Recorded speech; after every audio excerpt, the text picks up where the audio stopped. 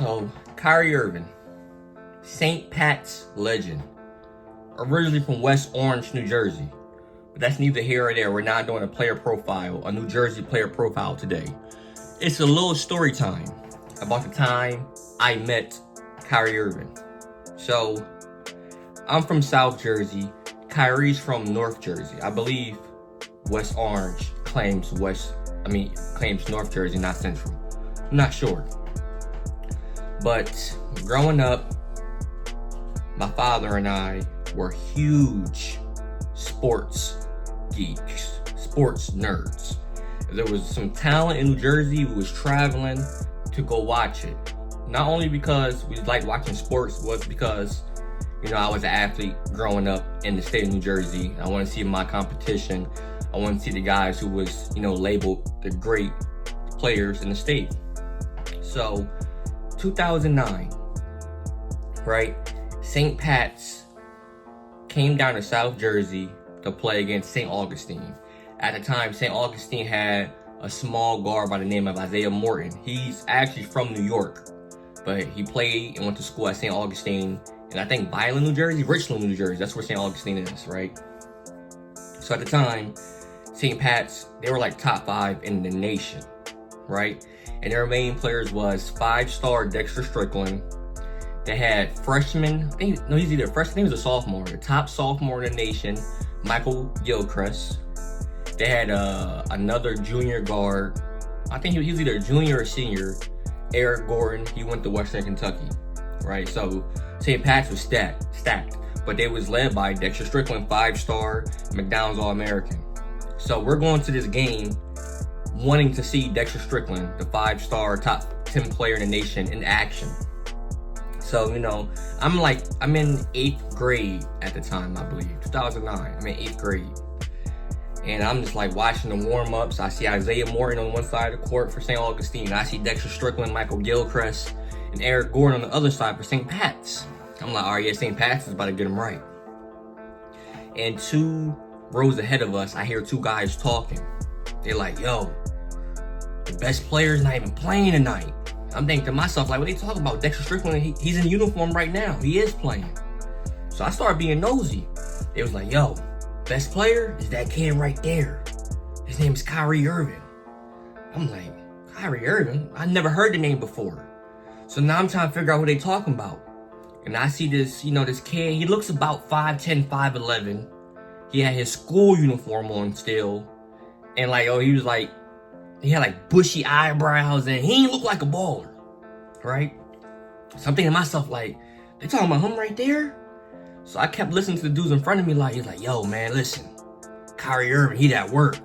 He just transferred in from MKA, so he had to sit out 30 days before he can play. So me, I'm going straight to the iPhone, Googling Kyrie Irving, trying to figure out who he was. And I saw that, yes, he just transferred in from MKA, Montclair Kimberly Christian Academy, I believe. And he already scored 1,000 points in his high school career. So let me run that down to you. In his freshman and sophomore year, he had 1,000 career high school points already. I don't think you know how crazy that is. It takes guys 4 full high school years to score 1,000 points.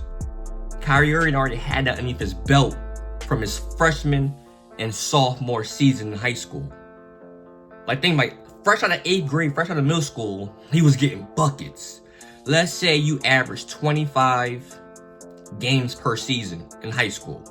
Because they weren't going to no tournament champions from MKA. I never even heard of that school before. So let's say you average 25 games per season. So that means in 50 games, he had 1,000 points underneath his belt already. 9th and 10th grade. That means he was averaging at least 20 points per game. You know how crazy that is? So once I read that, I'm like, whoa, we got 1,000 points and this is his junior year and he ain't played his junior year yet. I said, whoa, he must be good. So as the game goes on between St. Pat's and St. Augustine, I'm watching, and I'm saying Dexter Strickland really ain't do nothing.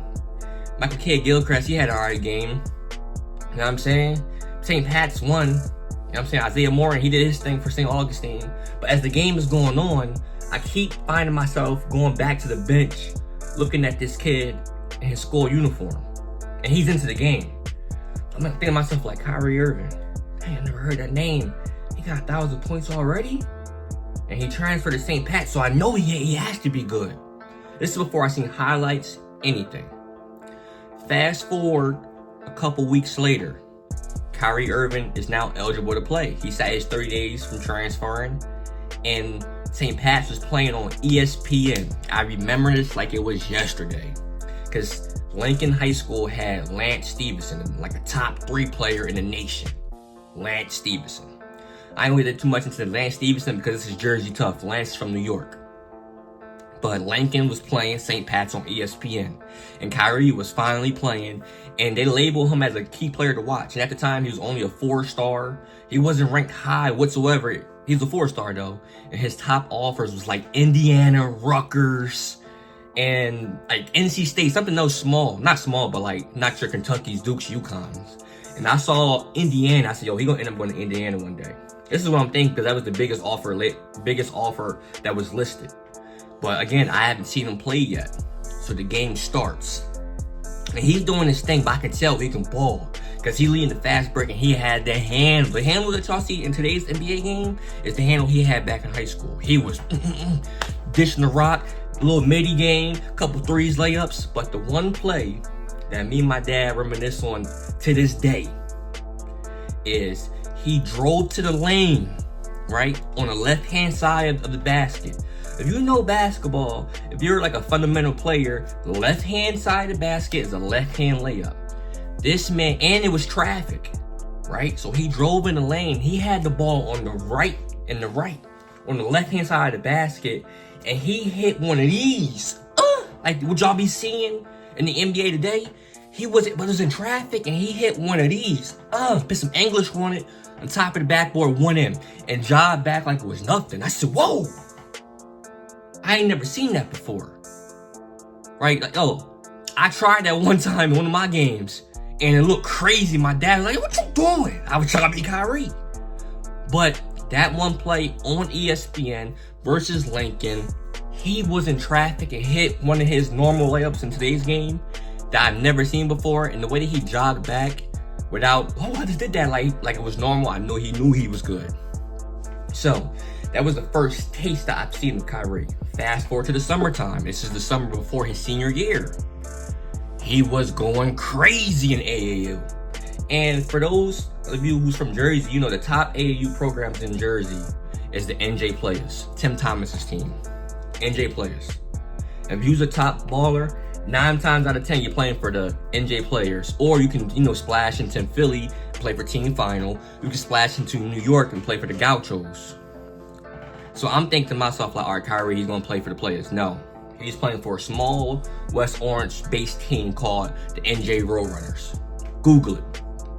And this is the summer before his senior year, and he was going crazy on the summer circuit. He was going crazy in the summer circuit. Yo, I seen highlights of him catching alley-oops, dunking it, making people fall, getting in the traffic, making his crazy acrobatic layups. I said, yo, he's on the stage now. People know who he is.